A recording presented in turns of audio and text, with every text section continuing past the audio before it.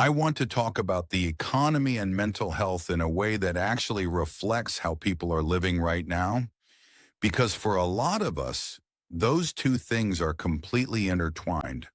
When money feels unstable, your mental health doesn't exist in a vacuum. You can try to stay positive. You can tell yourself to calm down. You can practice mindfulness. But when your brain is constantly tracking rent, groceries, debt, bills, and the next unexpected expense, it never really shuts off. That background stress becomes your baseline. A lot of people feel ashamed admitting that money affects their mental health, like it's shallow or weak or somehow a personal flaw. But financial stress isn't about greed or poor character, it's about safety. Your nervous system reacts to instability the same way it reacts to threat. That's not a mindset issue. That's biology. Research consistently shows that financial strain is strongly associated with anxiety, depression, sleep problems, and psychological distress. And this isn't limited to people in extreme poverty. Ongoing financial worry alone is enough to wear people down over time. The longer the stress lasts, the heavier it becomes. Debt plays a huge role here too. Debt isn't just a number, it's a monthly reminder of obligation. It's future pressure pulled in on the present. Studies consistently find that people carrying unsecured debt, like credit cards or personal loans, report worse mental health outcomes than those without it. Not because they're irresponsible, but because debt keeps the nervous system in a constant state of alert. And it's important to say this clearly.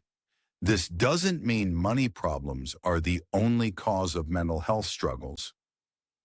Mental health and finances affect each other in both directions. Poor mental health can make money harder to manage, and money stress can worsen mental health.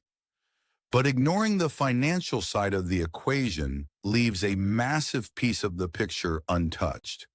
When the economy becomes unstable on a larger scale, when unemployment rises, when costs climb faster than wages, mental health outcomes worsen at the population level.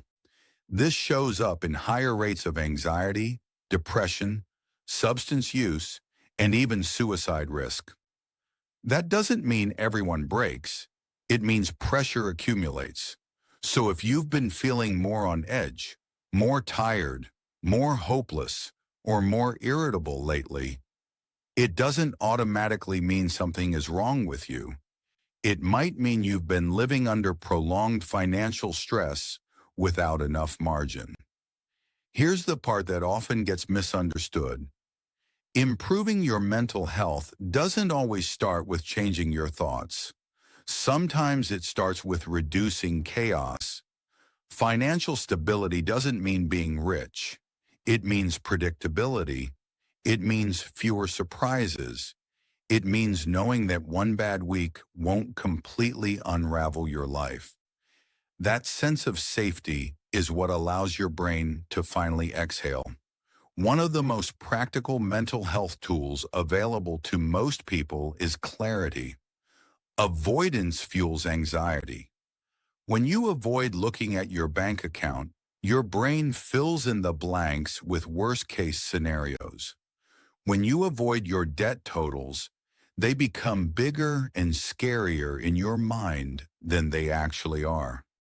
Clarity doesn't fix everything, but it reduces uncertainty, and uncertainty is one of the biggest drivers of stress. Knowing what's coming in, what's going out, and where the pressure points are gives your nervous system something solid to work with. Even if the numbers aren't ideal yet, knowing them is psychologically stabilizing. Another key factor is margin. Research shows that having assets, or even small financial buffers, matters for mental health, not just income. It's not only about how much you earn, it's about whether you have something to fall back on. A cushion changes how your brain processes risk. That's why even a small emergency fund can have an outsized mental health benefit. It's not about the amount.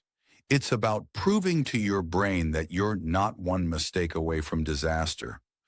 Reducing high-interest debt matters for the same reason. Those balances don't just drain money, they drain mental energy. Paying them down creates psychological relief that often shows up before the financial payoff is complete.